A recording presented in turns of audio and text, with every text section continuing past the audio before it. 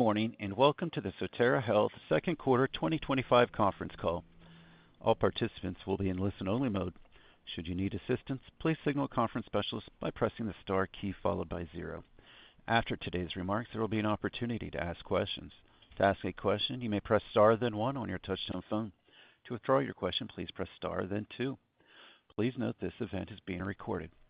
I would now like to turn the conference over to Vice President and Treasurer, Jason Peterson. Please go ahead. Good morning, and thank you. Welcome to Sotera Health's second quarter 2025 earnings call.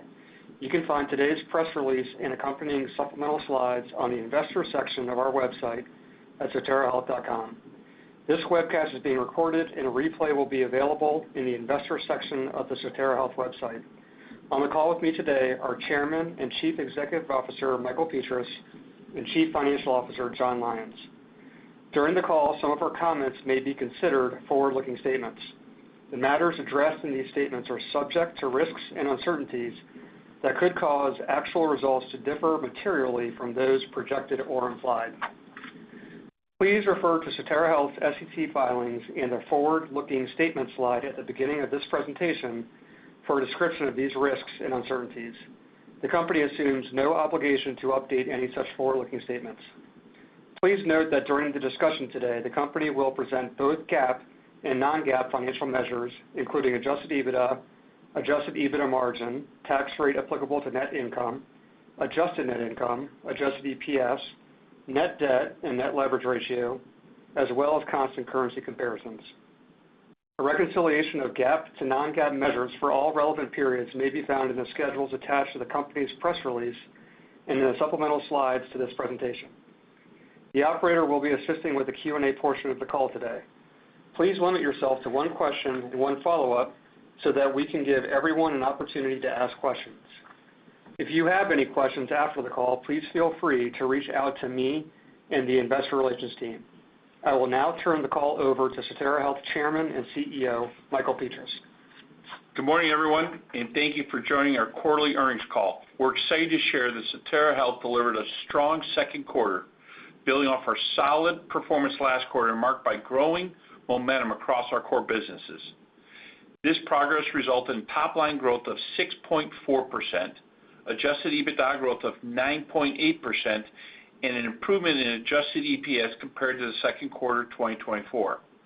We continue to invest in our businesses to support organic growth and made further progress on reducing leverage, reinforcing our commitment to disciplined financial management and long-term value creation. Moving on to the performance in our businesses, Sterigenics increased customer demand drove strong volume and mixed performance in the quarter, resulting in 10.5% year-over-year revenue growth compared to the second quarter 2024. Stronger volumes were driven by our core med device customers, along with continued momentum in bioprocessing, which was supported by our most recent facility expansion. Nordion delivered stronger than expected second quarter revenue versus the second quarter 2024, driven by the timing of Cobalt-60 shipments.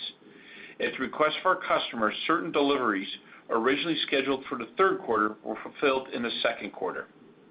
Nelson Labs delivered second quarter revenue in line with the expectations outlined during our first quarter earnings call. Improvements in core lab testing helped offset the anticipated impact from expert advisory services. The increased core lab testing volume and mix, along with our disciplined optimization actions, resulted in segment income margin expansion of more than 500 basis points. This marks the fourth consecutive quarter of year-over-year margin improvement at Nelson Labs. Given the strong momentum through the first half of the year, we are raising our outlook for 2025 revenue adjusted EBITDA. For revenue, we are raising our growth outlook to 4.5% to 6% versus 2024. We're also raising our adjusted EBITDA growth outlook to 6% to 7.5%. These updates reflect improved performance expectations and now assume no impact from foreign currency for the full year. John will go through our 2025 outlook update in more detail in a few minutes, but first, I would like to highlight an example of how Sotera Health plays an essential role in safeguarding global health. Together, Sterigenics and Nelson Labs play a critical role in patient safety and supporting FDA approval of groundbreaking treatments. From validation testing such as biocompatibility and packaging to routine sterilization, our teams contributed to the launch of this new infusion sets for advanced Parkinson's therapy. This innovative drug delivery device helps improve quality of life by managing tremors and rigid body movements. Our expertise helps customers commercialize new products and is a great example of how we play an essential role in safeguarding global health. Now, John will walk us through the financials. Thank you, Michael. I will begin by covering the second quarter 2025 highlights on a consolidated basis and then provide some details on each of the business segments along with updates on capital deployment and leverage. I will finish with additional details on our updated 2025 outlook. On a consolidated total company basis, second quarter revenues increased by 6.4% to $294 million, or 6% on a constant currency basis compared to Q2 2024. Foreign currency was a tailwind of approximately 40 basis points for the quarter. Adjusted EBITDA increased by 9.8% to $151 million, or 9.5% growth on a constant currency basis.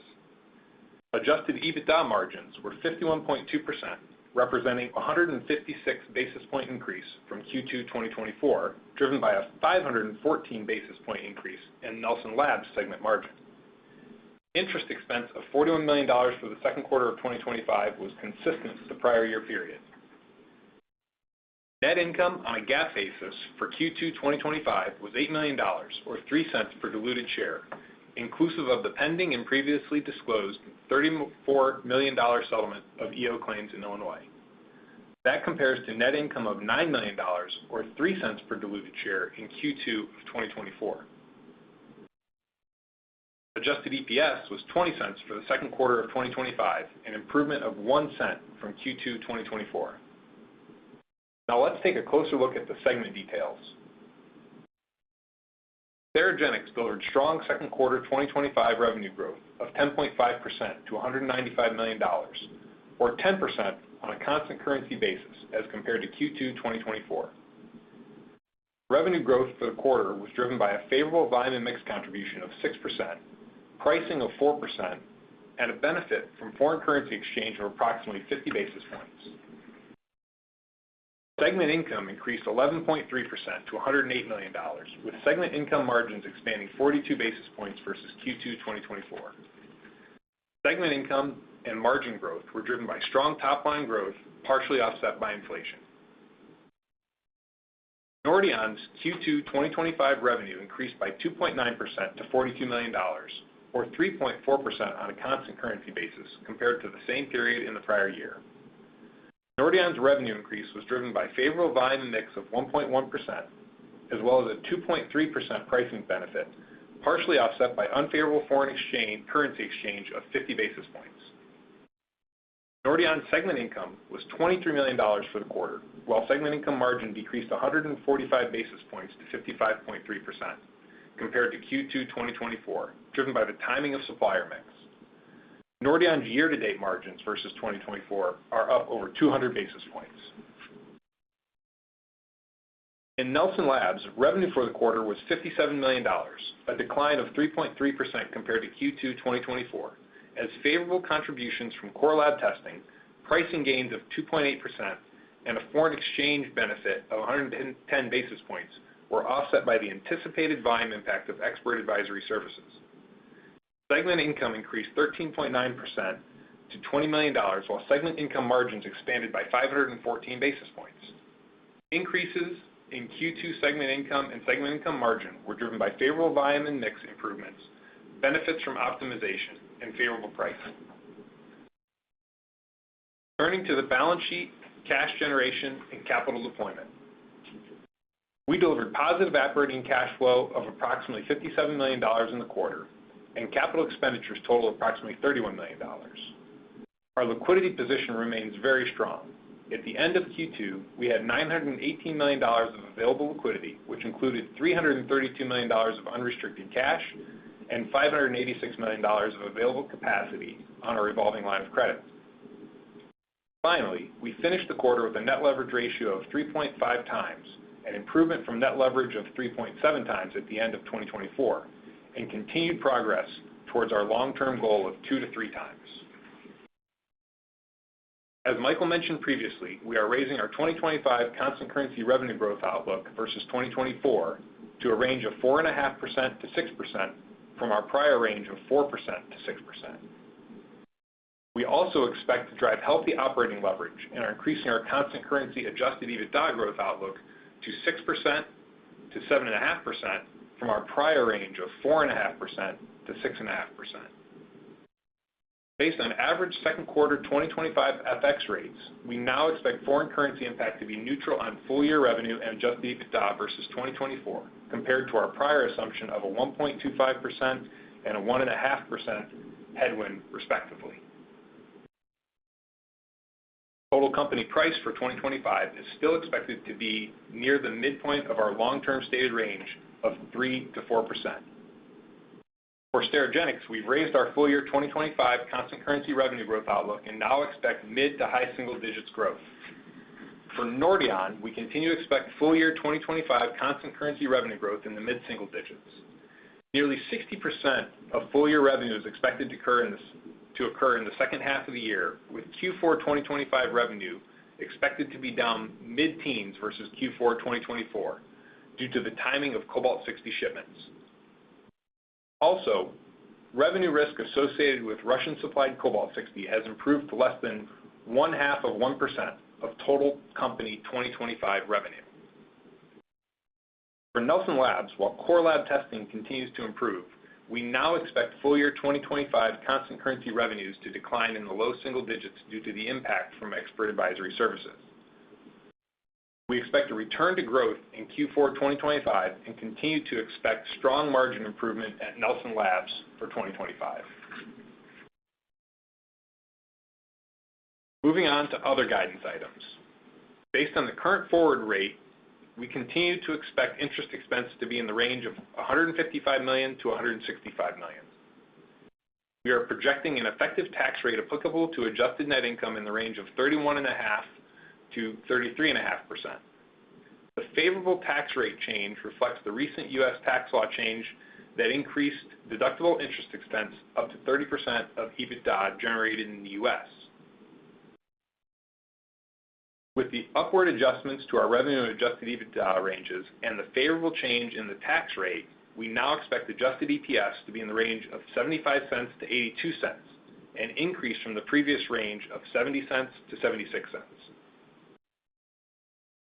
We continue to expect a fully diluted share count in the range of 286 million to 287 million shares on a weighted average basis. We now expect 2025 capital expenditures to be in the range of $170 million to $180 million, down from our prior outlook of $190 million to $210 million. Approximately one quarter of the reduction reflects cost savings, while the remainder is due to the timing of large projects.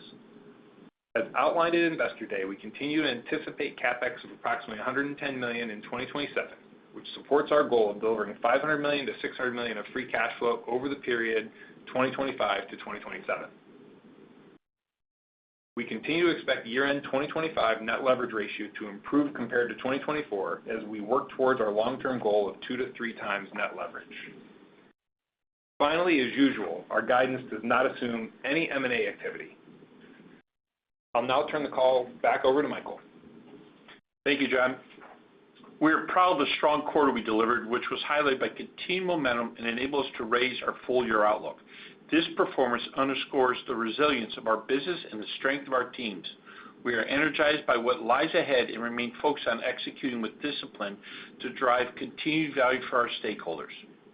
At this point, operator, let's open the call up for questions and answers. Thank you. We will now begin the question and answer session. To ask a question, you may press star, then 1 on your touch-tone phone. If you're using a speakerphone, please pick up your handset before pressing the keys. To withdraw your question, please press star, then 2. At this time, we'll pause momentarily to assemble our roster. And our first question comes from Patrick Donnelly from Citi. Please go ahead. Hey, guys. Thank you for taking the questions. Michael, maybe one just on the overall results, particularly Sterigenics. Just given the strength there, kind of have to ask, did you guys see any, sort of pull forward dynamic? Nice to see the full year move up, obviously, but just curious what you were hearing from customers. Were folks looking to stock up ahead of some of the tariff noise? And anything there to call out? Hey, good morning, Patrick. We're not seeing any material and tariff pull-ins or anything of that nature. I mean, there's a little bit here and there, but there's nothing material. The team, we saw this volume progressing, as we said earlier in the year. We said that we would see volumes progress throughout the year, and we're seeing the team's executing against that. So we're excited about where we sit today with Sterigenics, and the outlook is positive going forward as well. Okay. Yeah, maybe to dive a little bit more into the recovery here. Can you just pull back? It sounds like both, the med tech side and bioprocessing were doing well for you in the quarter. Can you just maybe parse out the two, what you're seeing from both, where we are in this recovery? It does sound like you guys are maybe a little more confident on the volume side, but maybe talk about both med tech and bioprod, volume versus price would be helpful just to talk through how you're seeing it and the expectations for the rest of the year. Thank you guys so much. Yeah, thanks, Patrick. We mentioned in our prepared remarks, the volume in mix was up 6% in the quarter over last year. The price was up 4% in Sterigenics. We're seeing that across the board with our customers. No segment necessarily outperforming the other. Bioprocessing, again, it's a small portion of our business, but we saw significant growth there as we expected. We also had capacity put in place with one of our build-outs, and we're seeing the fruits of that expansion and the ability to capture volume based on that performance. And then in addition to that, the med tech volumes were pretty steady. We're seeing across multiple categories. As we talked about previously with you folks, we're doing some segmentation of end markets that we're really focused on, and the team is seeing nice growth in those end markets that we focused on and are executing against. So overall, bioprocessing was up larger, but it's a smaller base, but med tech had nice volume in the quarter, and we anticipate that going forward to be positive as well. Great. Thank you, guys. And the next question comes from Brett Fishman from KeyBanc. Please go ahead. Hey, guys. Good morning. Thank you very much for taking the questions. Just want to start off with maybe a similar one from 1Q. Just obviously a highlight of the quarter was the step up in Nelson Labs margins. I know you mentioned the benefit of positive mix with expert advisory declining more, but curious if you could just parse out some of the different drivers of the year-over-year improvement, like how much was related to the mix of services versus other factors. Yeah, Brett, this is Michael. I would say this is consistent with what we have been messaging for the last several quarters. We said that we would see expansion of margins within the Nelson Lab business. We felt that business probably ends up being, low to mid 30s. We're approaching those areas. We're actually right there. The key things that the team's done that we talked about previously with you folks is the labor productivity and matching that up. And the team's done a really nice job of matching that with supply and demand. So we're getting some optimization there around the productivity side and some of the volumes. And then overall, a favorable mix, as you referenced, moving from expert advisory services into core lab testing. And then I'd say the other thing is that business continues to perform on price at 3% price in the quarter. So overall, this is 4 quarters in a row of margin expansion, which is what we communicated that we expected, and the team is delivering against that. All right, perfect. And then shifting gears a little bit, during the quarter, there was an announced extension to the implementation timeframe for the updated ETO regs. Looks like the EPA is, still reevaluating the updated NESHAP rule. So I was curious if you had any thoughts on this development, whether this changes your planned investments in any way, and then just how you think about, maybe competitive implications of that decision. Thank you. Yeah, thanks, Brett. On the NESHAP rule, we're well positioned. We're continuing to execute on that. We're going to continue to invest in that moving forward. This will give us an opportunity to get a little bit of price out of some vendors that we think we're speeding a little bit on cost, but we're continuing to invest in that to finish this up. And, for us, the extension just gives us an opportunity to facilitate optimal installation and validation of some of the emissions controls around the facilities. But we feel good about where we're sitting there, and we also feel good about the competitive environment long term. And the next question comes from Luke Sergott from Barclays. Please go ahead. Great, thanks. I guess on the just pile on the Nelson improvement for the margin. I know that you're hitting up against your targets here, low to mid 30s. for the year. So just trying to think about how much more runway you guys have left in that business and ultimately what you think you could get margins to go to, assuming that the volumes come back to your targeted utilization. Yeah, Luke, I would say where we're at today is pretty consistent with what we projected, and that's what you should expect going forward here. We're in the low 30s, right? Low to mid 30s. That's what you ought to be expecting. I don't think you're going to see us approaching the 40s we saw during COVID, as we explained in the past. That was some favorability we had from mix and some bolus of large volumes that came in. But I think what you're seeing, this business should be able to deliver consistent with the margin rates we're at today. You should think about that way going forward. All right. And then follow up here is you had your peer that does the same thing, but they're a little bit more gamma and X-ray focused. They had strong growth in the quarter. And it's not like Stereo had a bad volume quarter either. I'm just wondering, they had a little bit of elevated growth. So are you seeing internally increased demand for gamma and X-ray, and potential share gain there? Has there been a technology advancement where they can get that, increased capacity for that for that sterilization technology? Yeah, Luke, obviously you have to talk to them about their performance, but we're very proud of what Sterigenics has done here. 10.5% growth in the quarter, 6% volume and mix. We're seeing it across modalities. We don't have a huge X-ray base. We've got a new X-ray that we announced that will be coming up in the Southeast by the end of the year. The gamma side is a little weaker, but still nice progress there. And ethylene oxide continues to do real well, and E-beam does real well. So overall, really proud of what the Sterigenics team's doing, and it's consistent with what we told everybody we were going to do is, increase volumes as the year progressed, and the team's executing against that. And we're even sitting here today, in early August, we're optimistic of where we sit going forward. Great, thanks. And the next question comes from Jason Bednar from Piper Sandler. Please go ahead. Hey, good morning, guys. Want to focus on Sterigenics. A couple questions here. I'll just ask them all up front. Are they the growth you're seeing, is that mostly same store, or how much? I think you referenced a little bit on capacity expansion. I don't know if there's any way you can parse that out, what you're seeing from each of those. And then a bit of a follow-up to Patrick's question earlier. There's a ton of med tech players out there that are trying to adjust sourcing supply chains to work around tariffs. So not asking if there was a pull forward, but more so just broadly, are you seeing movement across your network as a lot of these companies are trying to, again, adjust their supply chain? Is that impacting Sterigenics at all? Thank you. Yeah, thanks, Jason. It's Michael. We had healthy performance in same-store sales. We did, as I referenced, pick up incremental volumes in one of our expansions in Europe that we expected. But overall, same-store sales were healthy as well as this other expansion. On pull forward, med tech, there is a lot of moving parts right now with these customers and exactly how they're trying to optimize their supply chains. We're having multiple discussions with them around the globe of where they're going to ultimately settle. But we didn't see material numbers pick up because of that, as I referenced earlier. But overall, our goal is to work closely with our customers and help optimize opportunities for them. As I look forward, there's a couple opportunities that are percolating that could be interesting as they look to optimize their supply chains. But right now, we're just looking forward to serving them as best as we can with the facilities we have in place. Michael, just one quick follow-up. Do you think you're in a good spot?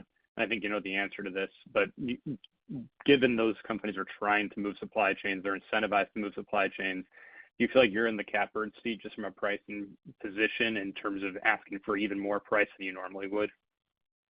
I don't know. Listen, it's not about taking advantage of the situation. What I feel good about is our position in the marketplace, in our capacity in the U.S.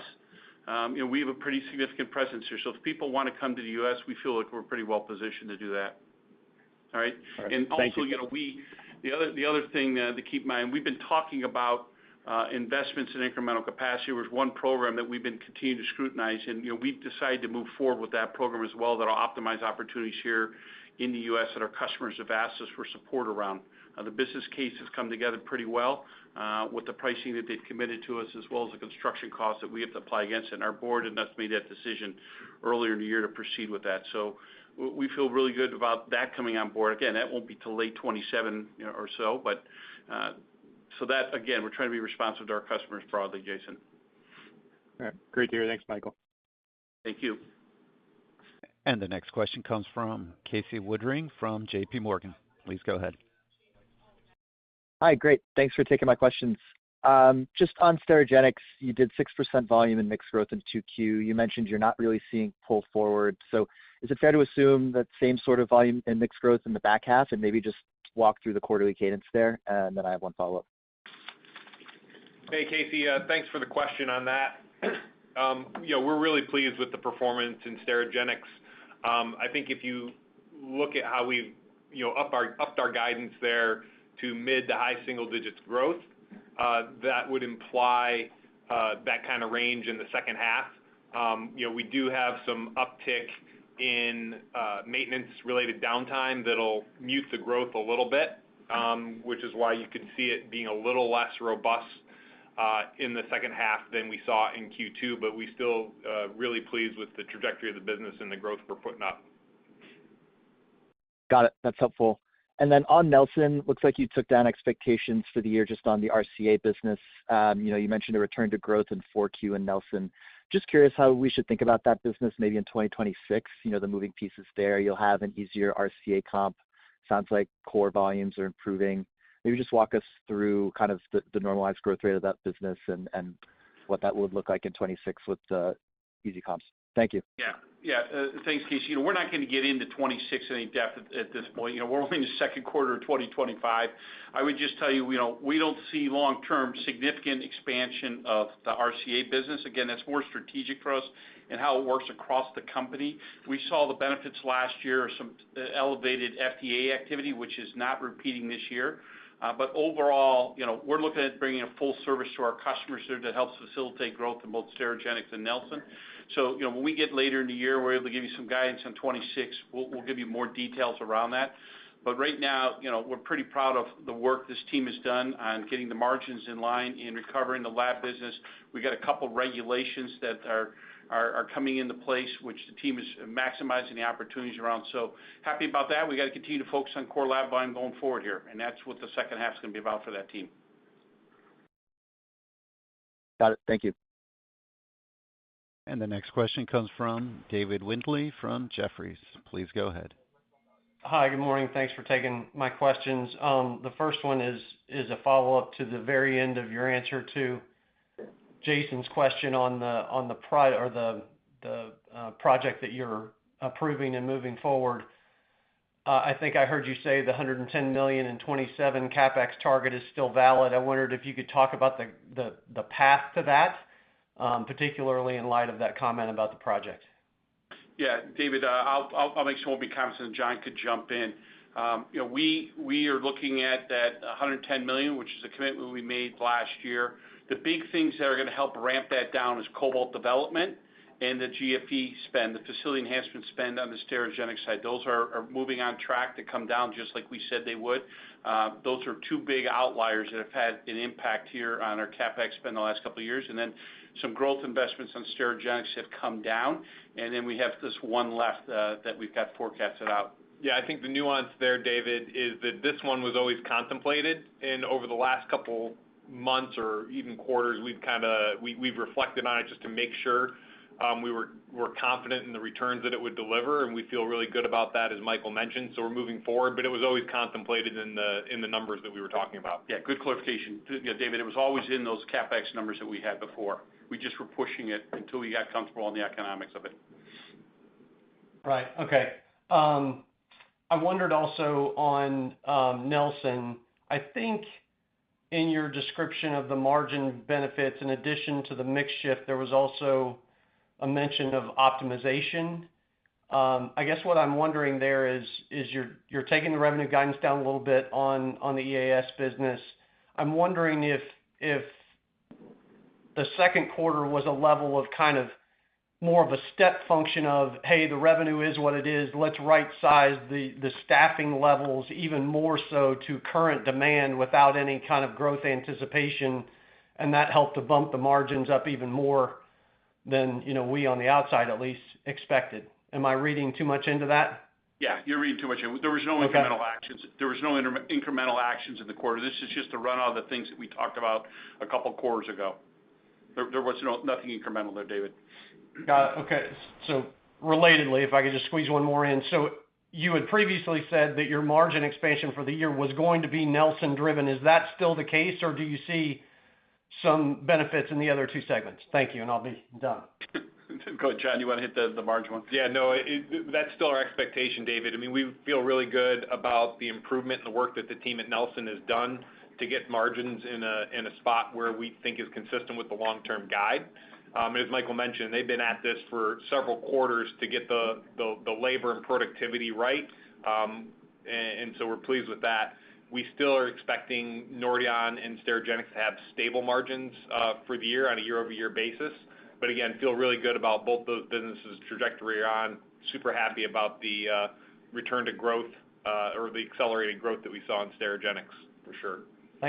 Great. Thanks very much for the color. Appreciate it. The next question comes from Michael Polark from Wolfe Research. Please go ahead.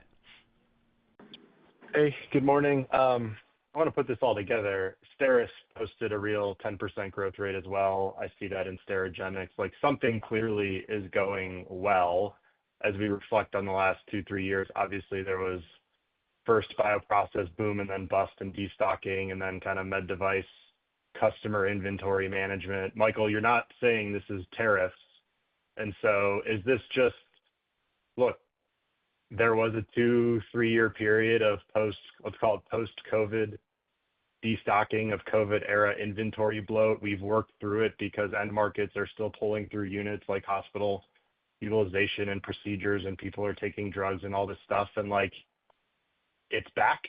Like I need a little more than like, I don't know. There's a category thing here and I'm curious if you could give me a little more.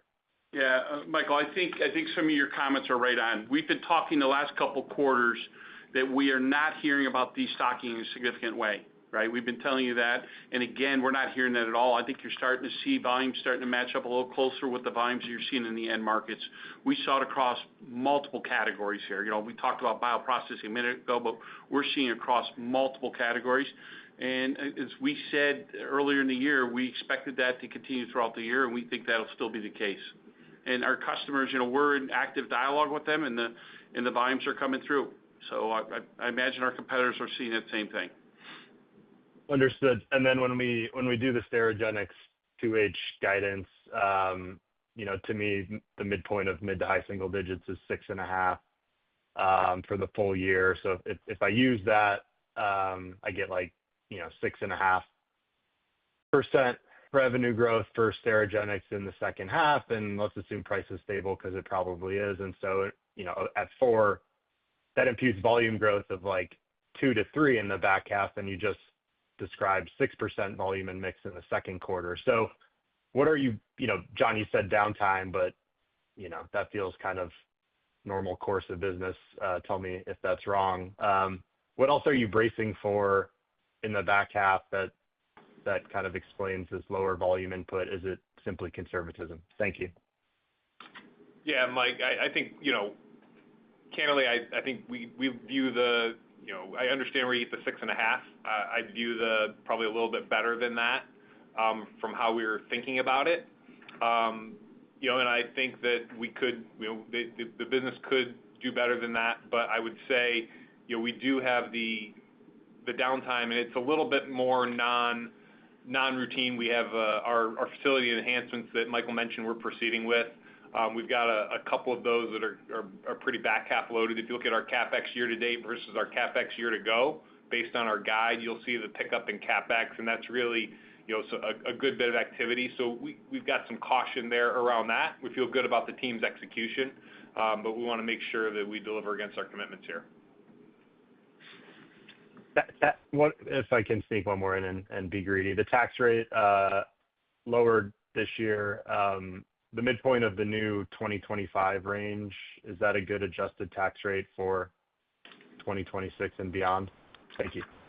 Yeah, no, I think there's going to be some moving pieces as we move forward. We're happy about the tax bill. I mean, it's a little bit nuanced here that most of the tax bill changes are timing related for a lot of taxpayers, but because we have the valuation allowance on against the interest deduction, the increased deduction for us allows us to improve the tax rate. So, the midpoint is the right number for this year. Some moving pieces going forward, but as we grow, we'd expect that tax rate to improve. Thank you. This concludes our question and answer session. I would like to turn the conference back over to Michael Petras for any closing remarks. Great. Thank you, Jason. So we thank everybody for taking the time to join us this morning. Hopefully you can see the optimism we have on our outlook for the rest of the year. Overall, the team's doing a great job in executing and taking care of our customers. And a couple things I just want to connect the dots back to around proof points that we've talked about with you in the past here. We talked about Sterigenics volumes improving. We're seeing that come together. The team's executing on that. We talked about Nelson Labs margins improving. We've seen that over the last several quarters. Nordion's been a very steady performer. We helped try to get some visibility around the lumpiness around that, and then our focus on free cash flow. And we're optimistic about where we sit and hitting the long-range commitments that we've made to the investment community. And we thank you for your ongoing support. And we hope you have a good day and a good weekend. Thank you. Bye-bye. The conference has now concluded. Thank you for attending today's presentation. You may now disconnect.